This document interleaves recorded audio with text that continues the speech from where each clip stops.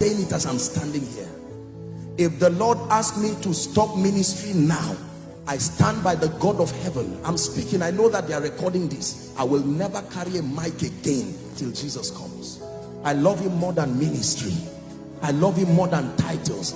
Don't allow men clap you out of the will of God. You must sustain the grace and the hunger. Please hear me. I'm talking. This is not preaching, this is not. I'm speaking from the, sometimes when we see people who God has dropped his hand upon them, sometimes we need to be open like this to say these things so you will get it. Don't let fame can be deceptive. People can clap their hands. When I was coming in, thank God for your wonderful protocol people. I saw everybody running around and some of you were holding cameras. I said,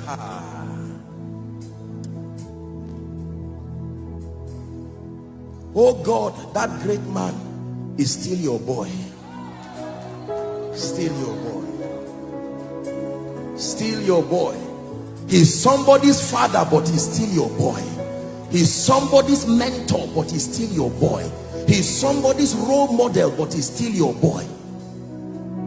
He's somebody's hero, but he's still your boy.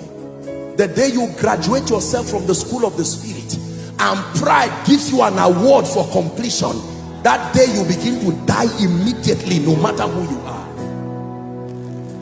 The day your knees becomes too far from the ground, that is the day your crown will fall from your head.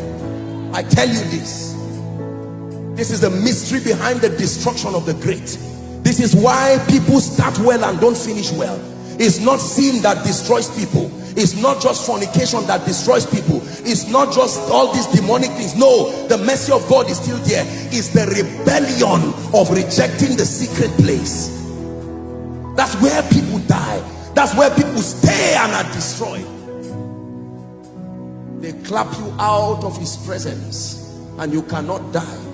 Please listen to what I am telling you, because there are people, this is why you came here today. Forget man of God, woman of God, thank God for that, but it's time somewhere in this service we are going to cry before God and say, Lord, this is no longer apostle, this is your boy.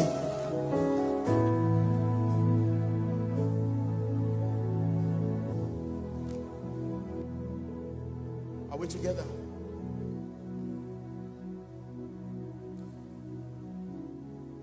This is the place of encounter. Do to me what you want. This is the place of surrender. Do to me what you want. This is the place where my life is changed. Do to me what you want. So we must pray the prayer of the psalmist. It says, search my heart, Lord, search me. I'm not ashamed of what you will find. If you find loss there, I'm not ashamed. I won't say I'm a big man. If you find loss, kill it before a generation kills me for it. If you find pride, I'm not ashamed when I stand before you. I know I'm a great musician, I know I'm a great man, but I come to you. May your all-seeing eye search my heart, search my motive. Leave ministry, leave preaching, leave singing, focus on me. Listen, you can be fasting as a man of God. That fasting is almost wasted. You can go to God as a colleague, trying to get one or two things, the anointing for the season with your hand in your pocket. Let me tell you the truth. You need to understand that although we are one with Christ, our dominion is shared dominion, not absolute dominion.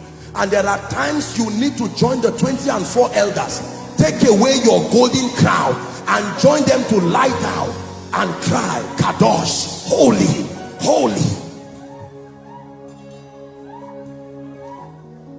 You want to carry the grace for a generation. It is more than just fasting. It is more than just praying. It is death. where you are not ashamed of whatever God finds. People can be clapping for you and God says, no, in the last 2 weeks pride is growing in you, lust is growing in you. In the last 2 weeks, bitterness, you are no, work on it. And you get down on your knees quickly and say, Lord, I'm not ashamed. What is there to be ashamed of?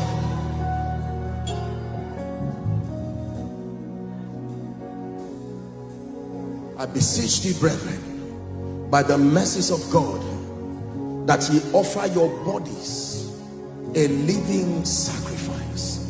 It was Apostle John who was teaching us in 1 John chapter 2.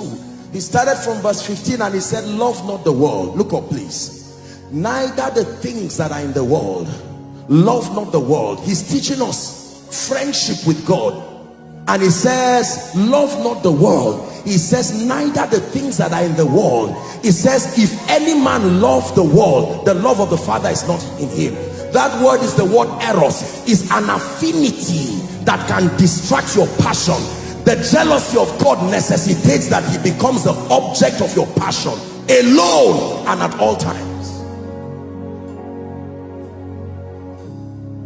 Love not the world. The cosmos has a seduction to it. Money has a seduction to it. Fame has a seduction to it. Are we together? Every good thing has a seductive component to it. And it is only death that can immune you, especially in the generation that we live. Please hear what, don't pretend you are not hearing me. Oh, this is the voice of God.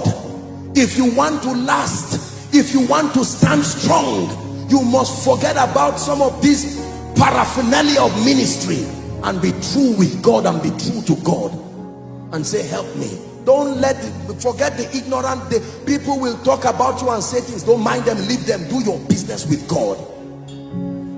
Because when you are tried like that refiner's fire, then you will come out with a dimension of grace and glory that people will look and say, from whence cometh this? And God will say, this is what I can make out of men who die. See, let me tell you this. Please look up. There are 3 levels of anointings, and I think I should just digress a bit to share this. We'll find somewhere to pray. Number 1, there is the anointing that comes upon you as a believer. The Bible lets us know that there is an anointing that indwells a believer on account of his being grafted into Christ. Are we together now? Yes. Number 2, there is the anointing that comes upon you on account